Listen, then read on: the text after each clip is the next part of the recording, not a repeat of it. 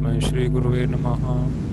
श्री चैतन्य मनोभीष्टं स्थापितं येन भूतले स्वयं रूप कदा मह्यं ददाति स्वपदान्तिकं। वन्देऽहं श्रीगुरो श्रीयुतापदकमलं श्रीगुरुन् वैष्णवांश्च श्रीरूपं साग्रजातं सहगण रघुनाथान्वितं तं सजीवं साद्वैतं सावधूतं परिजनसहितं कृष्णचैतन्यदेवं श्रीराधा कृष्णपादान् सहगणा ललिता श्रीविशाखान्वितांश्च। हे कृष्ण करुणा सिंधु दीनबंधो जगत्पते गोपेश गोपिकाकांत राधाकांत नमोस्तुते। तप्त कांचन गौरांगी राधे वृंदावनेश्वरी वृषभानुसुते देवी प्रणमामि हरिप्रिये। वाञ्छाकल्पतरुभ्यश्च कृपा सिन्धुभ्य एव च पतितानां पावनेभ्यो वैष्णवेभ्यो नमो नमः। नमो विष्णुपदाय कृष्णप्रेष्ठाय भूतले श्रीमते भक्तिवेदांत स्वामीति नामिने। नमस्ते सरस्वती देवे गौरवाणी प्रचारिणे निर्विशेष शून्यवादी समस्त देश तारिणे। जय श्री कृष्ण चैतन्य प्रभु नित्यानंद श्री अद्वैत गदाधर श्रीवासादि गौर भक्तवृंद। हरे कृष्णा कृष्णा कृष्णा हरे हरे हरे राम राम राम हरे हरे। कम करोति वाचालं पंगुं लंघयते गिरिं यत्कृपातमहं वन्दे श्रीगुरुदीनतारिणं। न धनं न जनं न सुन्दरीं कवितां वा जगदीशकामये मम जन्मनि जन्मनीश्वरे भवतात् भक्तिरहेतुकी त्वयि। तृणादपि सुनीचेन तरोरपि सहिष्णुना अमानिना मानदेन कीर्तनीय सदा हरि। हरे कृष्णा। आज हम पढ़ेंगे चैप्टर नंबर 8 वर्स नंबर 13।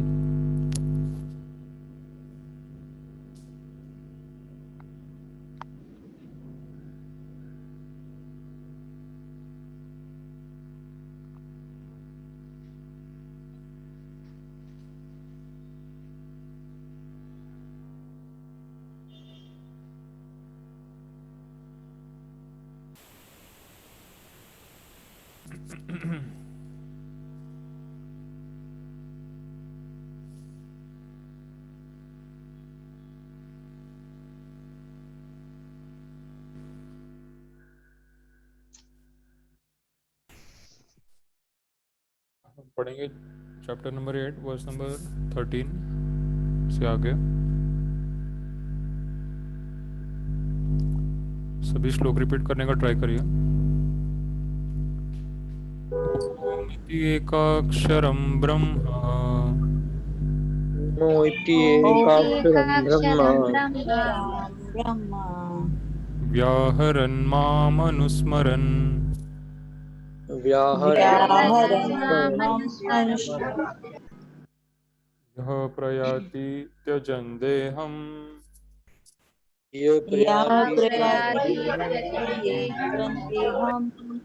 स याति परमां गतिम्। स याति परमां गतिम्। ओम इति एकाक्षरं ब्रह्म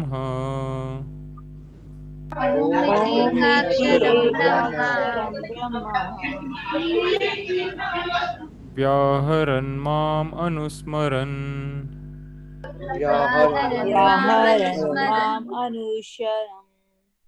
यः प्रयाति त्यजन् देहम्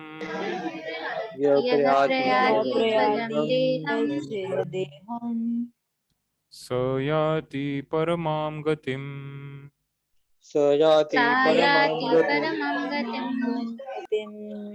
ओम इति एकाक्षरं ब्रह्म ओम इति एकाक्षरं ब्रह्म व्याहरन् माम् अनुस्मरन् व्याहरन् अनुस्मरन् यः प्रयाति त्यजन् देहम् यः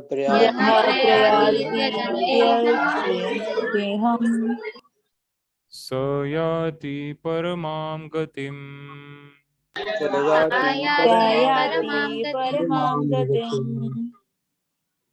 हरे कृष्णा। प्लीज इंग्लिश में पढ़िए। जी प्रभु जी, मैं पढ़ती हूँ। After being situated in this yoga practice and vibrating the scared syllable Om, the supreme combination of letters. If one thinks of the supreme personality of Godhead and quits his body, he will certainly reach the spiritual planets. Purport. It is clearly stated here that Om, Brahman, and Lord Krishna are not different. The impersonal sound of Krishna is Om, but the sound Hare Krishna contains Om. The chanting of the Hare Krishna mantra is clearly recommended for this age. So, if one quits his body at the end of life chanting Hare Krishna, Krishna Krishna, Hare Hare, Hare Ram, Ram Ram, Hare Hare, he certainly reaches one of the spiritual planets according to the mode of his practice. The devotees of Krishna enter the Krishna planet Goloka Vrindavana.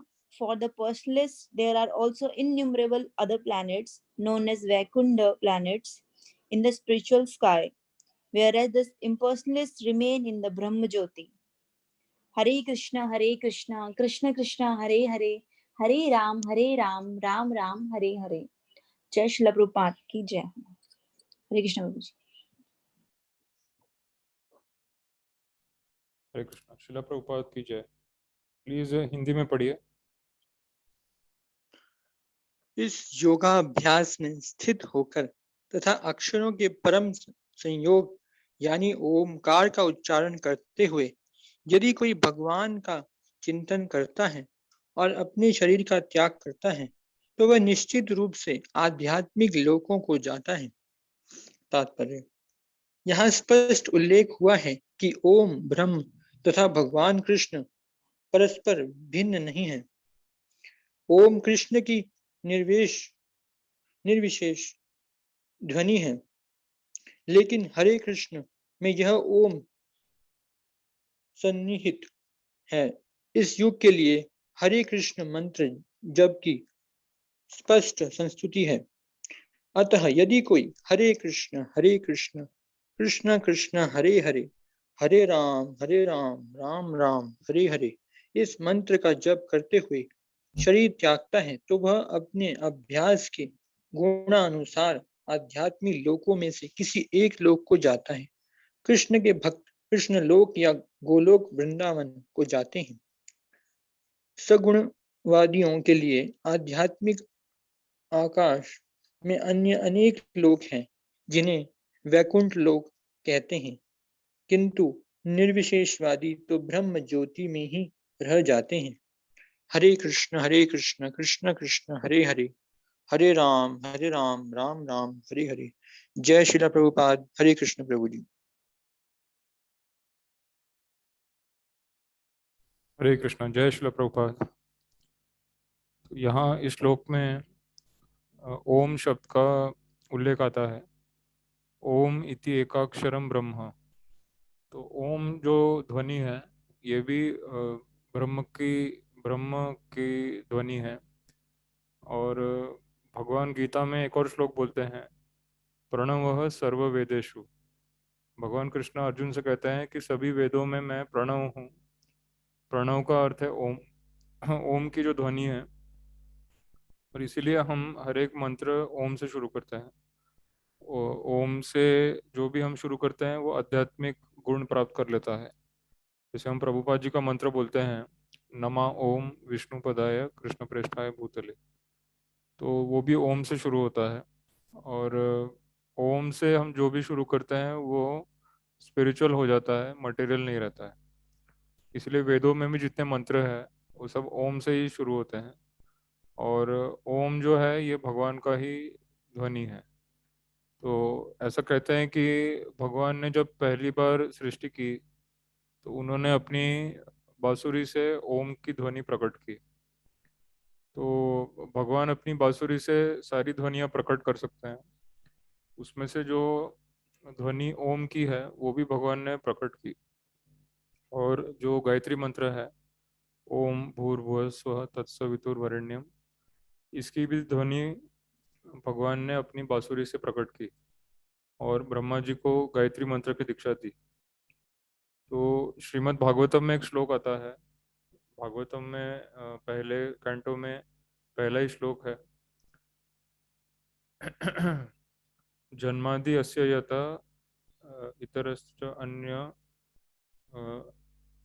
Avighna स्वराट तेने ब्रह्महृदा अधिकवये मुह्यंती यत्सूर्या। तो तेने ब्रह्महृदा मतलब ब्रह्मा जी के हृदय में भगवान ने ज्ञान प्रदान किया और उनको गायत्री मंत्र प्रदान किया। तो ये सारे मंत्र जो है ओम से शुरू होने वाले, ओम भूर्भुवः स्वः या फिर नमा ओम से लेके जितने भी मंत्र है, ये सारे मंत्र भगवान अपनी बांसुरी से प्रकट करते हैं।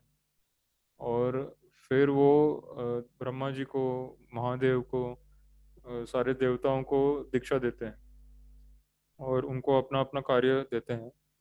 तो जितने भी देवता है, अग्निदेव है, सूर्य देव है, 33 प्रकार के देवता है, 12 आदित्य है, 11 रुद्र है, 8 वसु है, 2 अश्विनी कुमार है। तो ये 33 प्रकार के जो देवी और देवता है, ये हर ब्रह्मांड में होते हैं।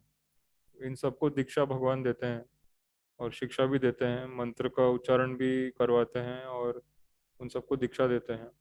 तो सबके गुरु कृष्ण है। श्री कृष्णम वंदे जगत गुरु। तो भगवान महादेव के भी गुरु हैं, ब्रह्मा के भी गुरु हैं, विष्णु के भी गुरु हैं, सारे देवताओं के गुरु हैं।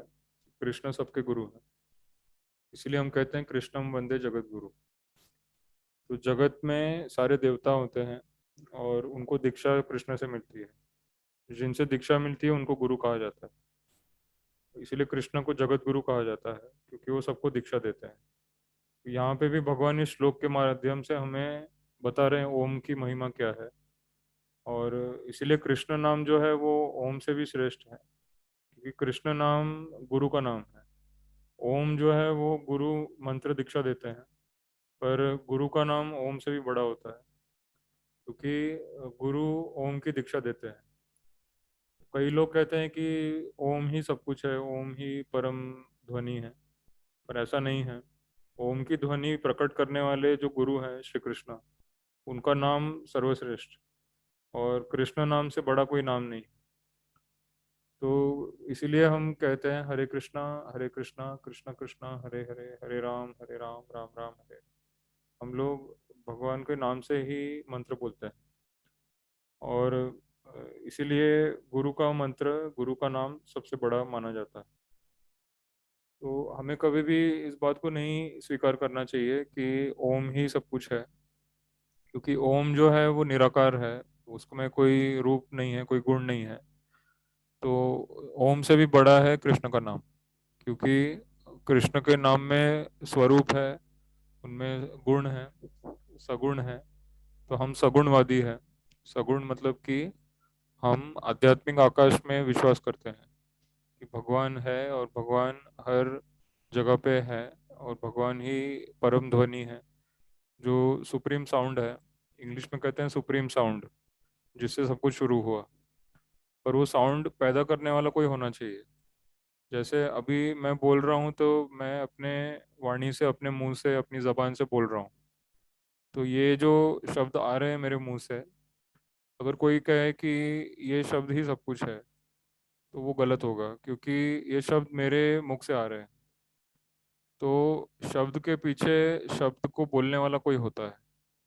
उसी तरह से ओम के पीछे ओम की ध्वनि पैदा करने वाला जो ईश्वर है, उनका नाम श्री कृष्ण है। इसलिए ओम ब्रह्म का स्वरूप है और कृष्ण परब्रह्म कहा जाता है। तो ओम को परब्रह्म नहीं कहा जाता, क्योंकि ओम तो ब्रह्म स्वरूप है। पर परब्रह्म मतलब ओम को भी जिसने बनाया है, ओम की ध्वनि जिसने बनाई है, उसको परब्रह्म कहा जाता है। इसलिए श्री कृष्ण को परब्रह्म के रूप में पूजा जाता है। और श्री कृष्ण से ही ओम शुरू होता है। उन्होंने ही अपनी बांसुरी से ओम का ध्वनि पहले प्रकट किया। तो जैसे हमने देखा है, बांसुरी भी 2-3 प्रकार की होती है। एक बांसुरी होती है, एक वेणु होती है, एक मुरली होती है। अलग अलग साइज और शेप की होती है, तीन 3-4 प्रकार की होती है। पर उसमें एक ही प्रिंसिपल होता है, उसमें वायु के माध्यम से ध्वनि पैदा की जाती है। तो अ, उस वायु को फूंकने वाला कोई व्यक्ति होना चाहिए, तो वो परब्रह्म है। तो भगवान को परब्रह्म कहा जाता है। भगवान एक व्यक्ति है। श्रीला प्रभुपाद कहते हैं supreme personality of God head, परम पुरुष। भगवान कृष्ण परम पुरुष है और परम पुरुष ने अपनी बांसुरी से ओम की ध्वनि प्रकट की।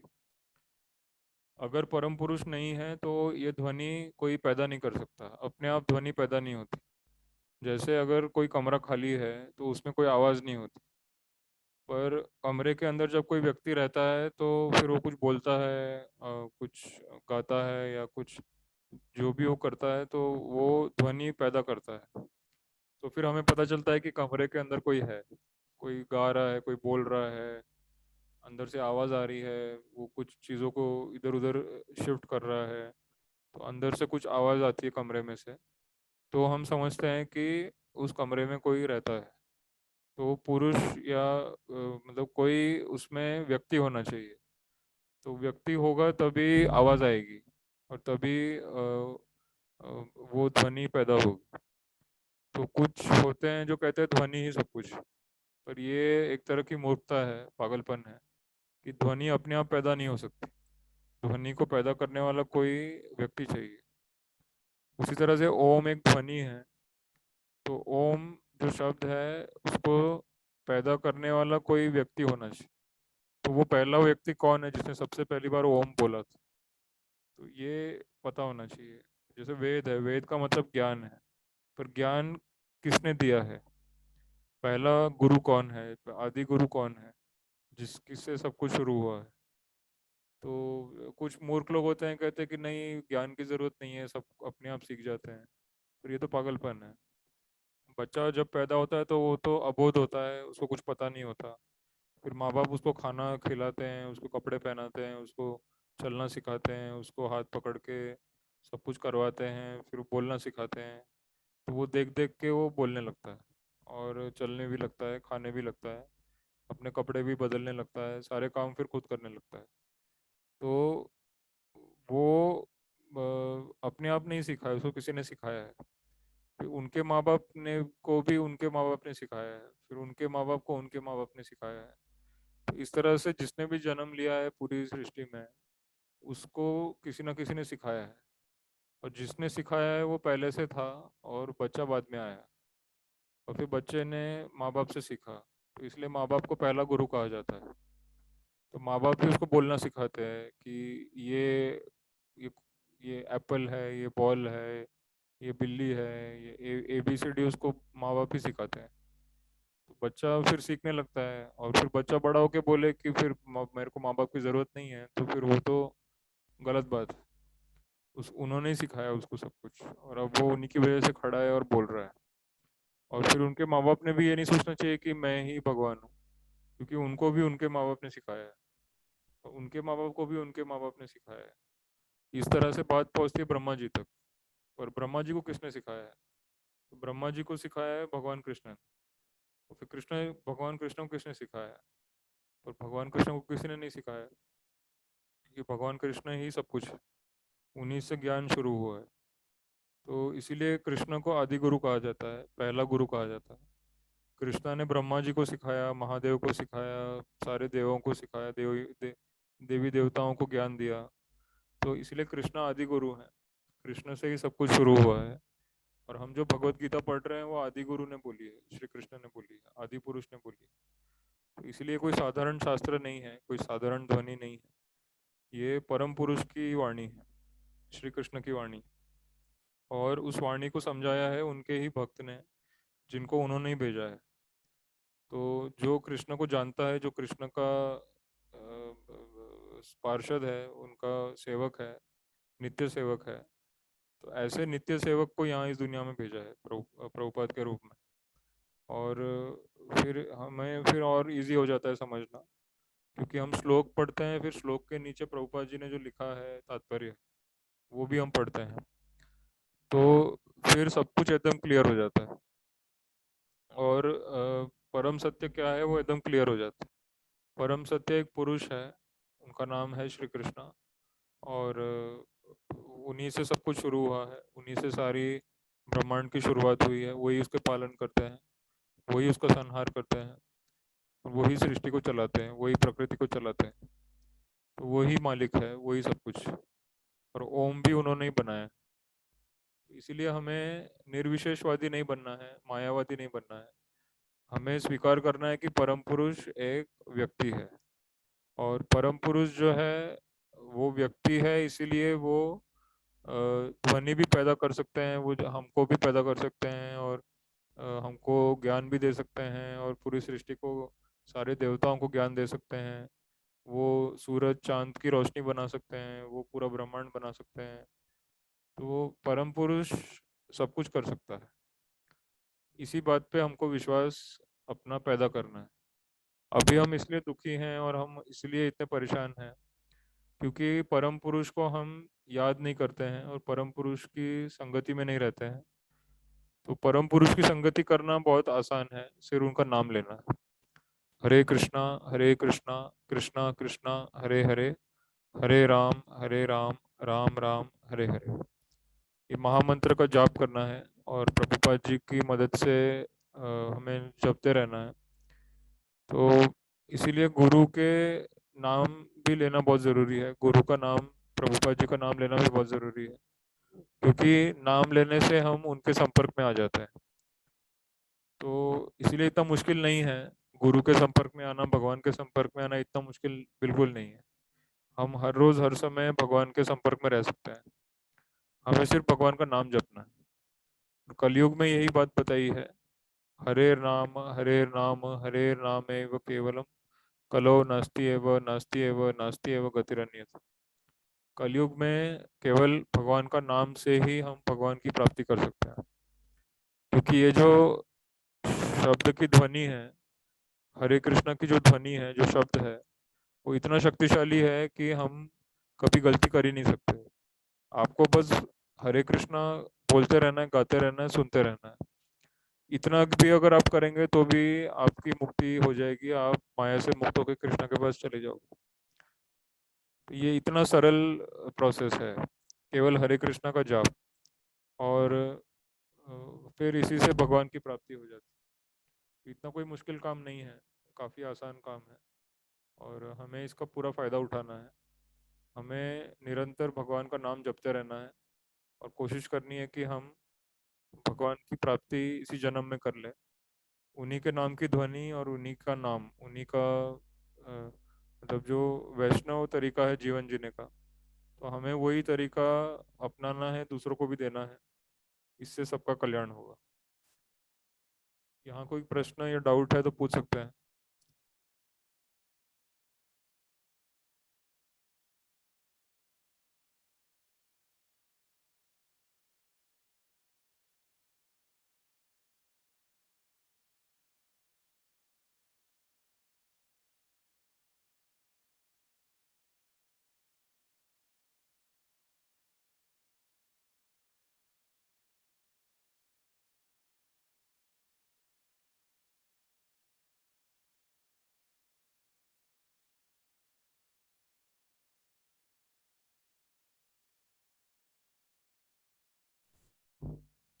कोई प्रश्न नहीं किसी को? हरे कृष्णा प्रभु जी। बोलिए। मैंने एक जगह पे पढ़ा था, मुझे याद नहीं है सोर्स, वो बोल रहे थे कि ये ओम जो वर्ड है, मतलब सॉरी, ओम ओम जो लेटर है उसमें जो वो भगवान जो क्रॉस, मतलब बाके बिहारी जो भगवान का जो ऐसे क्रॉस लिख करके वो रिप्रेजेंट करता है ओम, क्या ये सच है? ये मैंने तो सुना नहीं है, और प्रभुपाद जी के लेक्चर में भी मैंने नहीं सुना है, तो मुझे पता नहीं है कि ये सच है कि नहीं। पर जहाँ तक मैंने प्रभुपाद के लेक्चर और बुक पढ़ी उसमें ऐसा कहीं लिखा नहीं। जी प्रभु जी, मैंने भी नहीं सुना, इसीलिए मैं पूछ रही थी। जी, तो हमारा जो सोर्स है वो शिला प्रभुपाद है। अगर उन्होंने नहीं बोला है तो फिर हम ऐसा नहीं बोल सकते। हमें वही फॉलो करना है जो प्रभुपाद ने बोला है। जी प्रभु जी। हरे कृष्ण। और कोई प्रश्न किसी को?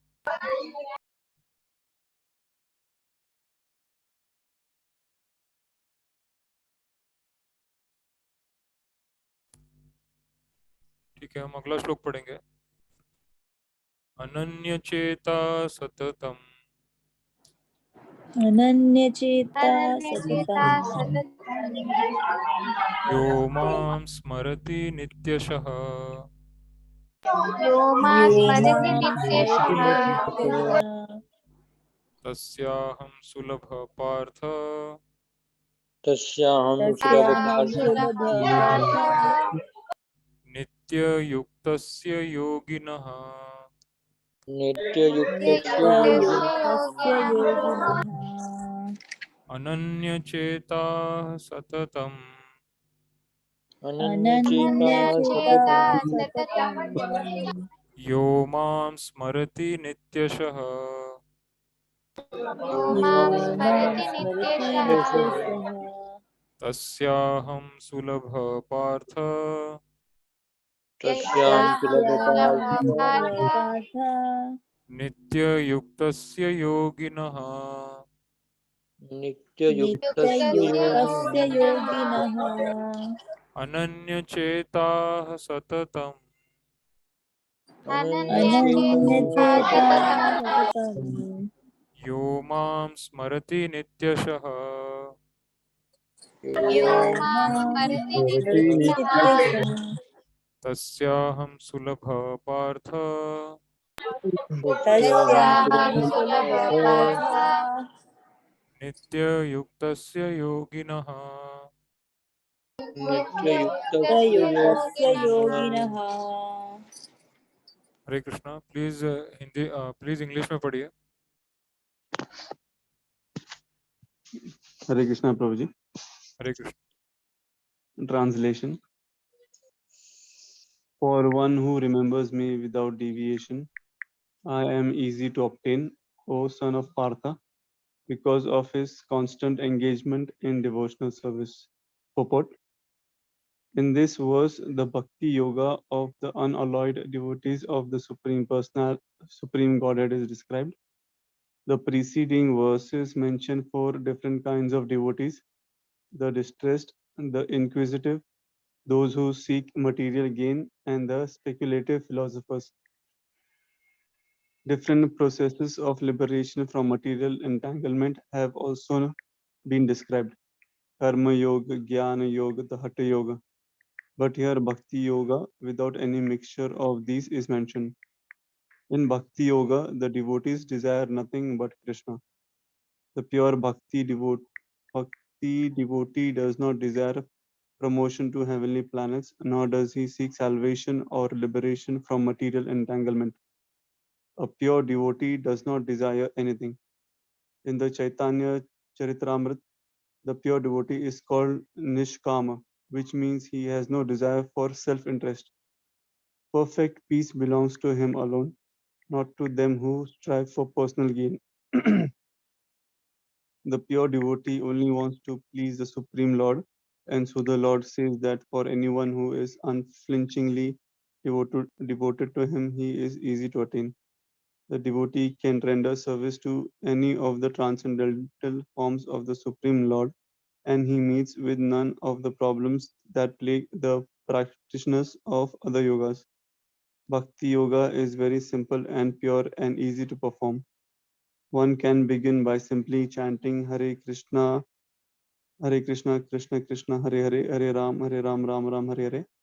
Krishna is very merciful to those who engage in his service, and he helps in various ways that devotee who is fully surrendered to him so he can understand him as he is.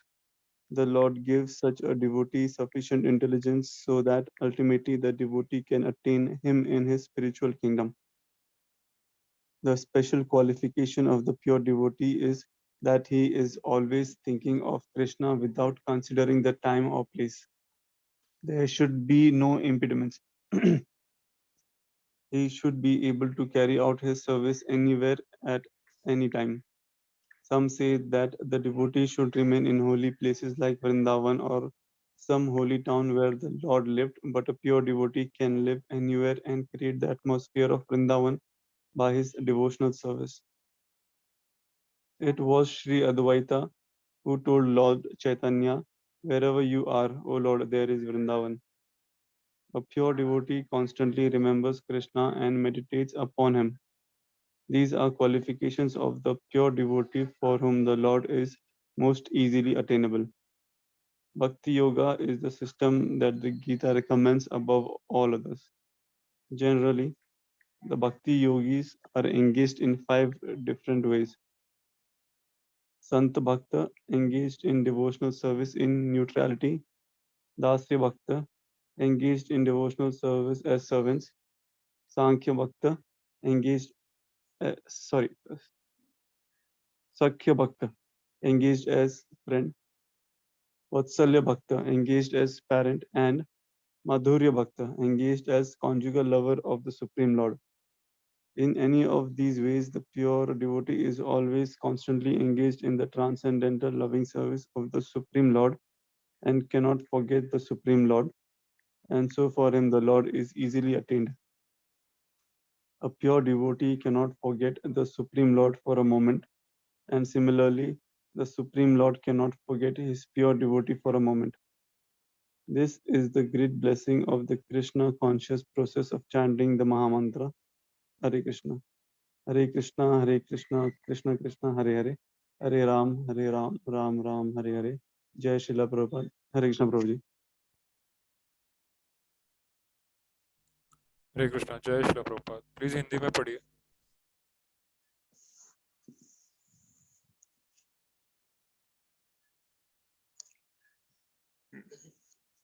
हे अर्जुन, जो अनन्य भाव से निरंतर मेरा स्मरण करता है उसके लिए मैं सुलभ हूँ, क्योंकि वह मेरी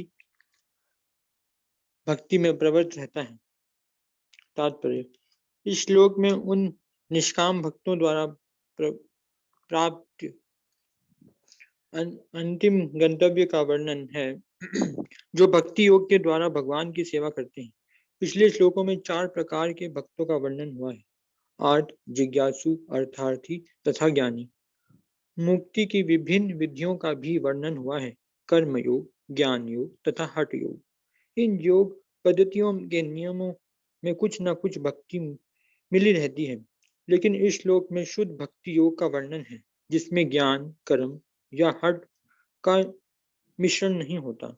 जैसा कि अनन्य चेता शब्द से सूचित होता है, भक्ति योग में भक्त कृष्ण के अतिरिक्त और कोई इच्छा नहीं करता। शुद्ध भक्त ना तो स्वर्ग लोक जाना चाहता है, ना ब्रह्म ज्योति से तदात्म्य या मोक्ष या भवबंधन से मुक्ति ही चाहता है। शुद्ध भक्त किसी भी वस्तु की इच्छा नहीं करता। चैतन्य चरितामृत में शुद्ध भक्त को निष्काम कहा गया है, उसे ही पूर्ण शांति का लाभ होता है, उन्हें नहीं जो स्वार्थ में लगे रहते हैं। एक और जहां ज्ञान योगी, कर्म योगी या हठ योगी का अपना अपना स्वार्थ रहता है, वहीं पूर्ण भक्त में भगवान को प्रसन्न करने के अतिरिक्त अन्य कोई इच्छा नहीं होती।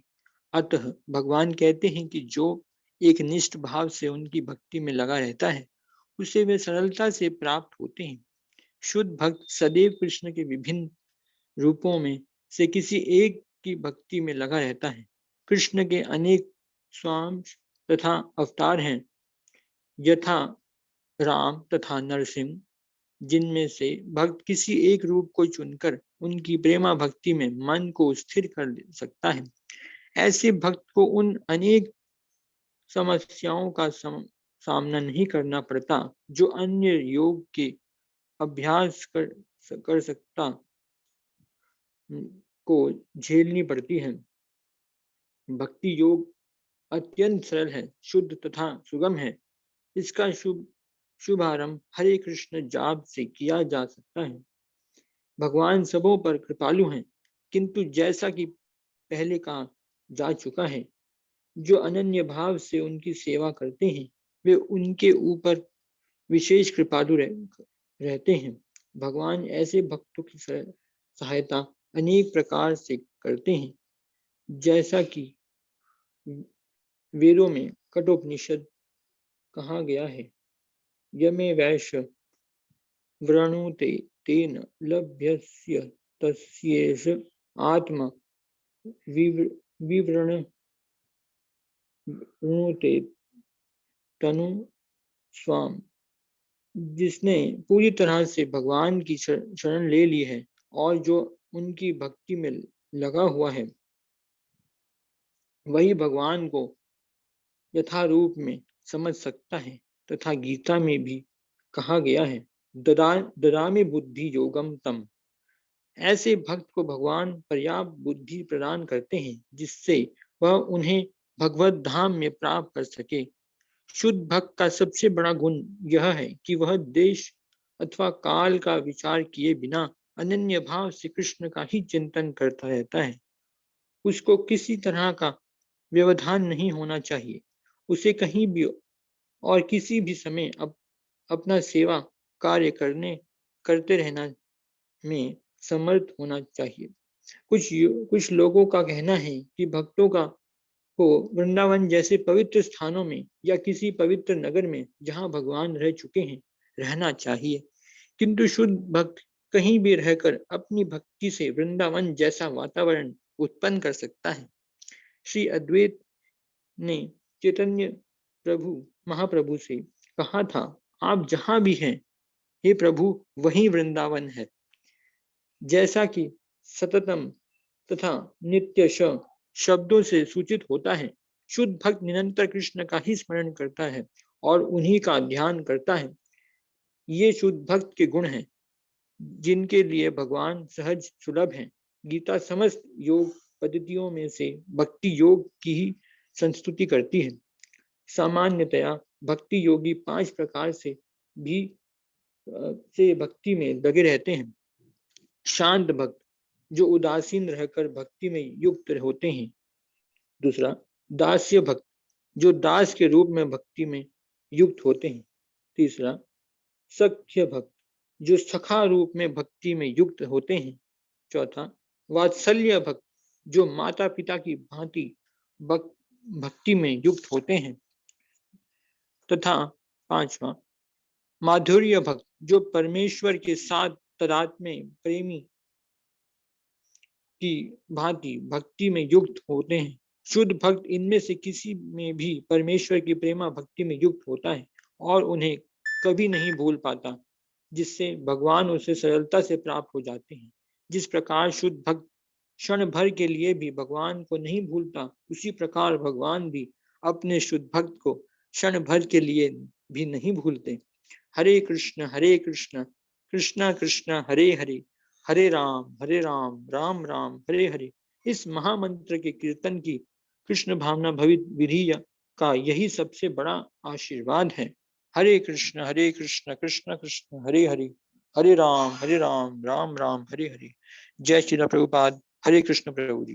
हरे कृष्ण। जय श्री प्रभुपाद। इस पे हम क्वेश्चंस और डिस्कशन कल करेंगे। आज का समय यही पूरा हो गया। श्रील प्रभुपाद की जय। जगत गुरु श्रील प्रभुपाद की जय। ग्रंथराज श्रीमद् भगवद गीता यथारूप की जय। हरे कृष्ण कृष्ण कृष्ण हरे हरे, हरे राम राम राम हरे हरे। हरि बोल। हरे कृष्ण।